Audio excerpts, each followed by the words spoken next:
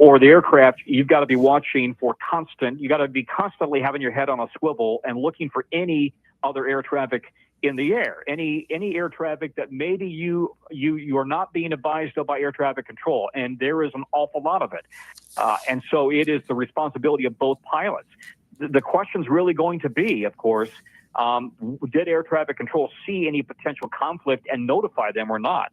The NTSB is preparing to launch a team, no surprise, because of the scale of this emergency. Lester, I'd have to go back and look at my notes, but I think this is the first commercial plane crash in America that we've had on American soil since the Buffalo crash, which is about 12, 13 years ago now. Yeah, this aircraft, for those who were just joining us, was coming from Wichita, Kansas. According to the airline, 60 passengers and 4 crew members on board. This is considered a regional jet. Generally, it's 2x2 seating, a single aisle aircraft. Usually just 2 flight attendants, and in this case, it would be 2 flight attendants and, of course, the cockpit crew, the 2 members of the cockpit crew. We have not heard any updates on success in retrieving people from the water or from this crash scene, but obviously there is a lot of... Lester, we did have one report. Yeah. Lester, I'm sorry. We did have one. Our affiliate, WRC in Washington, is doing a yeoman's job on this. They did have one report that 4 survivors have been pulled. But that is the latest I heard on any possible survivors being pulled from the water, and we are now approaching the 2-hour mark. Yeah, that is somewhat encouraging. Certainly encouraging to hear this. Tom, as we look, that's the actual runway we're looking at here, right? I think that's unfortunately I've got because of a technical complication, I can't see the monitor you're looking at. I apologize, Lester. Yeah, it looks like it's the end of the runway here. We're seeing a bridge leading out to the runway, and we see that other is the aircraft. Wilson. Yeah, I will tell you that for those who know the Washington, D.C. area, the emergency response is centered very close to the Wilson Bridge. We have multiple bridges that go over the river. This is right at the Wilson Bridge or close to the Wilson Bridge. All right, Tom, we are going to turn things back over to WRC, our NBC-owned station in Washington, for their continuing coverage. Just along Joint Base Anacostia Bowling, across the river from where we are right now at the Washington Sailing Marina on Dangerfield Island. Mark, let me ask you, I know this. I could see it. It was illuminated bright yellow.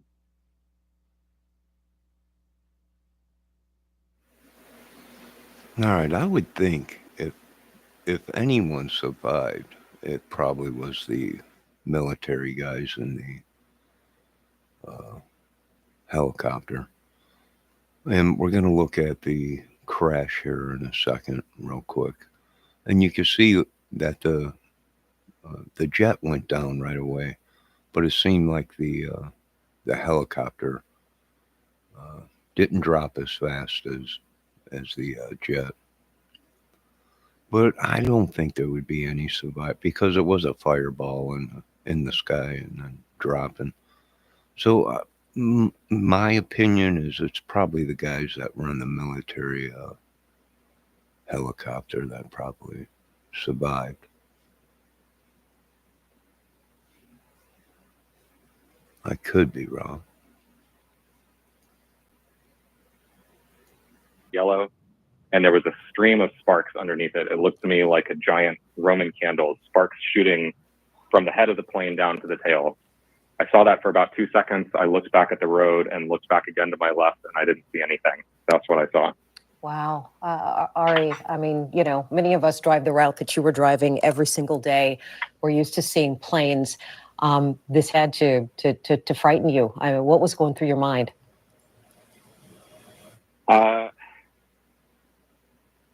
Today, I was tired, and I'm actually a journalist and have done some reporting before on plane crashes. So when I saw this, and then looked back again and didn't see anything, I looked back to see a fireball, I looked back to see a crash, something, and I didn't see anything. It looked completely normal. So I saw this for all of 2 seconds. Looks like that and my plane first thought just was ran right into that helicopter. Hallucinating. If there had just been this horrible plane incident, why didn't I see anything afterward? So I U-turned on the highway to go back and see if I could see anything, and I still didn't. When I turned back around and drove by the airport again, maybe. And here's the crazy thing. They both were talking to the tower and asking if they both acknowledged, if they both could see each other on radar. And they both said yes. And it just seems like he just flew right into them.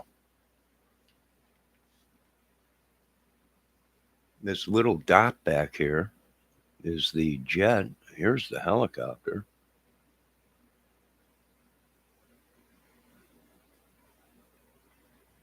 Maybe 45 seconds later, there was no flames, no smoke, no emergency vehicles, no nothing. And I looped back again and finally saw the emergency vehicles. Incredible description. Ari, did you hear anything? What did it sound like? I didn't hear anything. Wow. I just saw a very bright flash. So no crash sound or nothing that sounded like an explosion from where you were? No. Wow. I may have had the radio on. No, that's okay. I just wanted to hear your experience. Ari, thank you so much for sharing that with us. We've been showing video.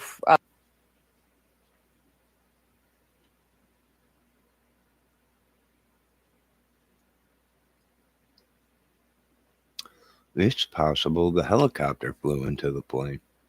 There's a big bright light. How did they not see that?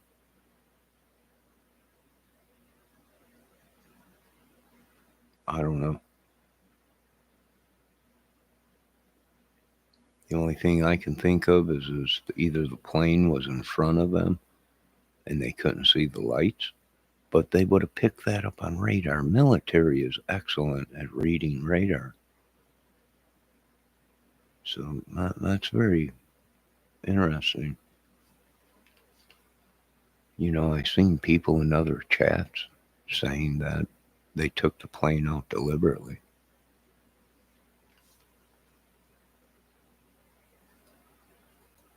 Recorded of the collision via EarthCam, and we see the flash of light, or what looks like an explosion. We can't hear it, but we can see the flash of light that you must have seen seconds after that Black Hawk helicopter collided with that airplane. This just in is a statement from President Trump that came in moments ago. It says, quote, "I have been fully briefed on the terrible accident which just took place at Reagan National Airport. May God bless their souls. Thank you for the incredible work being done by our first responders. I am monitoring the situation and will provide more details as they arise." We're also learning a little bit more information about that Black Hawk helicopter tonight. NBC News is reporting that an Army official said preliminary indications are that 3 people were on board the Black Hawk. The official could not confirm the status of the 3 people on board. Certainly, we heard our own Mark Seagraves telling us from his sources that helicopter was upside down and not stable, and crews had not been able to get inside yet. Let's go to Doug Kammerer, who's standing by and can give us a vantage point of what that scene looks like. We've been talking about the unique situation or the unique position of Reagan National Airport, Doug. Yeah, you just heard from that eyewitness that he saw the explosion and then there was no fireball afterwards, and he was wondering why. It's because it went into the Potomac River. If this had made its way on land, there would have been a huge fireball there. But because it made its way onto the river and crashed into the river, we're looking at the fact that there was no fireball. Now, take a look. These are the runways. This is the normal runway that most of us go out on. This is runway 1. This right here is 33. And this is where this was coming through. Right there is 33. 33 is about 5,200 feet in length. Runway 1, the longest runway, over 7,000 feet in length. These one airplane and one helicopter coming together just offshore here. Now, the Potomac River in this plot, the deepest area is really right off of the Potomac, only at about 11 feet. So this looks to me like it came in right into the middle. That's where this is. We're hearing them say about 7 feet. That's right in the middle here. There's actually a channel that goes right along the Potomac, or right along the airport, but just off, it's about 7 feet deep. That is right in the middle. So it makes it even harder to get to. And as we make our way out, I want to show you. Actually, I want to take you back, guys. I want to show you. Do we have the video that we can put behind me? Because I want to show make sure everybody is seeing exactly what's happening with this video. You've got 3 different, you got 2 planes and you got 1 helicopter coming together here. You've got the first plane that's coming up runway 1. That is runway one that's taken off. That's the one that's moving off your screen to the north. At the same time, you see those other ones. Are we able to put this behind me, guys? Like we talked about, I want to make sure that people can really see where that little helicopter was because it's such a small light. But if you see it on the middle part of your screen, the two right there, you see the helicopter coming right at the plane. And then you can see that fireball. Then you can see exactly what's happening with that smoke that's going on there too. So once again, let's show you what's happening. You get that first plane. Here's the first plane taking off. Now this one's making its way towards the camera, moving to the north. Here's the other situation right there, and you see the fireball. But you notice the fireball, the explosion. Now you see the smoke, and then you see no more smoke after it as it crashes in towards the Potomac. One more time, I want to show you that. Look at the helicopter right here. See that light right there going right at this, and there are some indications that tower, I don't know if it was DCA, I don't know if it was over towards Bowling, but there was a tower that was talking to one of these two, either the plane or the helicopter, saying, hey, do you see what's happening around you? Are you looking at the other aircraft? And apparently they did not see this. Now, one other thing to talk about. This happened around 9 o'clock. Let's go back to my maps now. I want to show you what we have here. Of course, we've got this huge hypothermia risk. And from Mark Seagraves, we're hearing that they're not in the water looking for people actively. That's scary. Water temperature, 35.6 degrees. Hypothermia sets in 15 to 30 minutes. This happened at 9 o'clock over 90 minutes ago, now close to 2 hours ago. Time of survival, 30 to 90 minutes. So we know we can think about what is happening right now. Doug, thank you.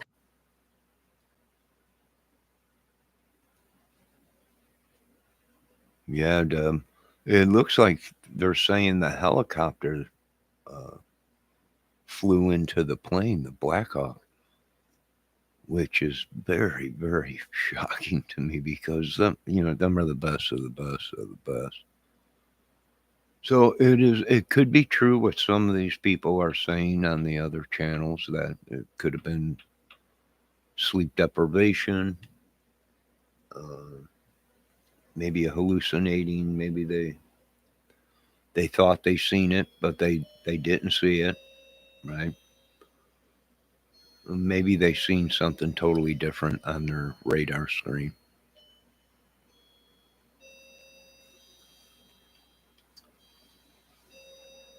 But I would imagine if there was an explosion in midair, I find it hard to believe that there's going to be too many people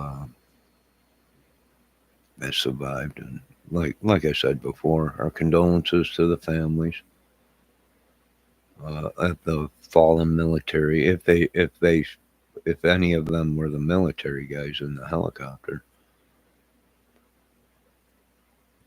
Yeah, how does that happen? I don't know. Like I said, some of these newer jets that are being built in helicopters are equipped with new software to let you know,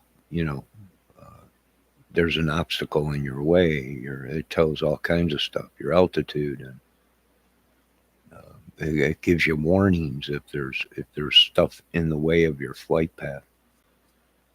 Maybe the helicopter didn't have that. Maybe the jet didn't have it, but they said they were talking to both of the planes in the other video I seen, that the tower was talking to both the helicopter and the jet, and they both acknowledged each other and seen each other. Now, whether that was on radar or visual, looking out the window and saying, yeah, we see them.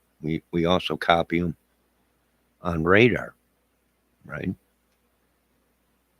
So maybe somebody didn't do their thing, or maybe somebody couldn't read the radar right. That's what happened to Stevie Ray Vaughan.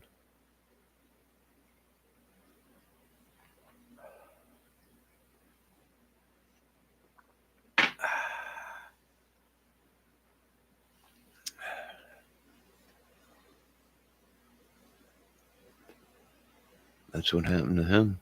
That's what happened to Buddy Holly. The people that were flying the helicopter, well, the plane that Buddy Holly was in, the guy didn't know how to read instruments at night. He can only fly by sight. He didn't know how to use the instruments. That killed him. That killed Buddy Holly, Big Bopper, and Dallas, and all them. Stevie Ray Vaughan, same thing happened to him. The guy that was flying the helicopter was not trained to fly by instrument. Therefore, he couldn't read the radar. And they crashed into a mountain. Same thing with Kobe Bryant. So it's very interesting. And the guy had like 2,000 hours. I think the guy that was flying, Buddy Holly or whatever. But here's the thing: he had all that experience in flying, but he could not read the gauges. He could not read the flight instrument panel. He couldn't fly at night. He couldn't fly in the dark. Right? He had to go by stars. He had to go by other objects, from what he was saying in the document video I seen. So is it possible maybe one of these people, maybe the military people, were new, experienced people flying the helicopter and weren't up to date on the radar system and the crash system that's on these? Well, they should be. I don't know if they are yet or not.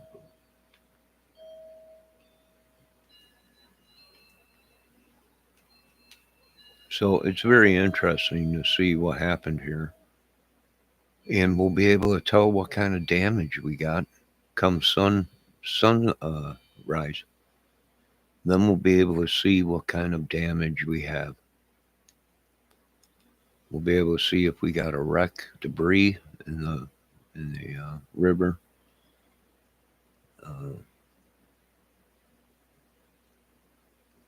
I don't know how they can be talking to each other, acknowledge that they've seen each other, and they fly right into each other. That don't make sense.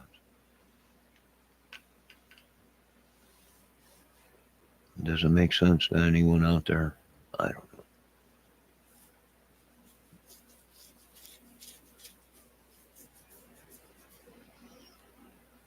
Nothing is 100%, people. I've been telling you folks this for many years on this channel. We strive for perfection, but the only one that is perfect is Jesus and God. We're humans. We're going to have death. Unless they come up with 100% foolproof way of not having any accidents like this. You have to think how many airplanes and helicopters and people just building their own flying contraptions up in the sky. Now, do you know when we were younger?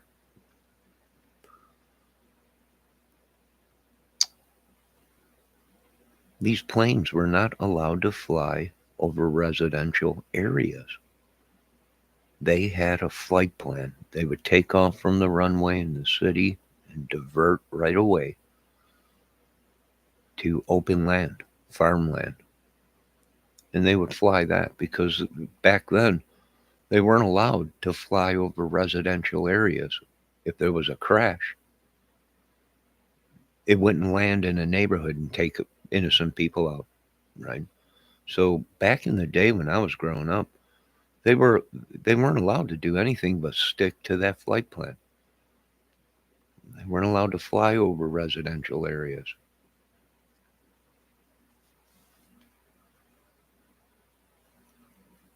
And I supported that law, even though I was just a kid. It made sense to me, right? You don't want to be sitting there watching TV, and the next thing you know, your apartment or house is starting to shake and vibrate, and the next thing, so could there be more changes to our FAA and flying and the way we fly in America and the way we do things? Sure. Heck, they should be building these airports out in the middle of nowhere where there is nobody, with a flight plan that is around nothing, right? If it goes down, it's going to go down in the woods or over the ocean or whatever. But I don't run the show, so. But we are praying for survivors. If there's 4 survivors left, God bless. All glory goes to God. And hopefully they can find more. Now, don't give up the search, because they might be down at the bottom of that river in that jet plane, and there might still be air inside of it somewhere trapped. It's possible. So don't give up.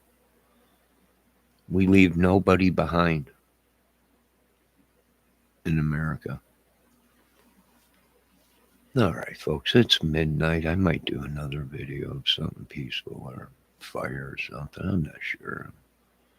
I'm really getting bored with all this madness on YouTube, and life in general is just crazy. And we can't even keep people from trespassing on us and doing bad things. So, world's pretty nuts right now. But I might or might not be back here shortly. Miss Fox, is there anything you want to say?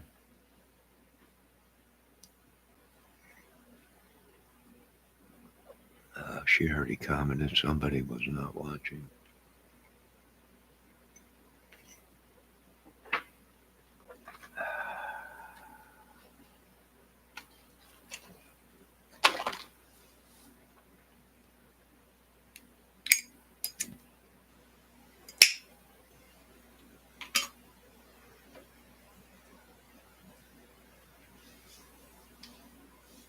All right, ladies and gentlemen, you have a great night. If we find out any more, we'll be back. But let's wait until the morning, and we'll see what we're working with. Keep looking now, but we'll be able to see what kind of damage there is, if there's a debris field or whatever. God bless everyone. Our condolences to all the family members involved in this, and what a great job the rescue people are doing. Could it be better? We can always strive to be better. Always strive to be better. Are we going to be 100% perfect? Nope, because we're human. We have failure built into us. There was only one true God, one perfect man, God Almighty, and the Son. So you folks have a great night. And remember, there is no I in team. I hope all you folks are listening to this. There is no I in team, the spelling of team, but there is an I in idiots. So don't be an idiot. God bless. Have a good night.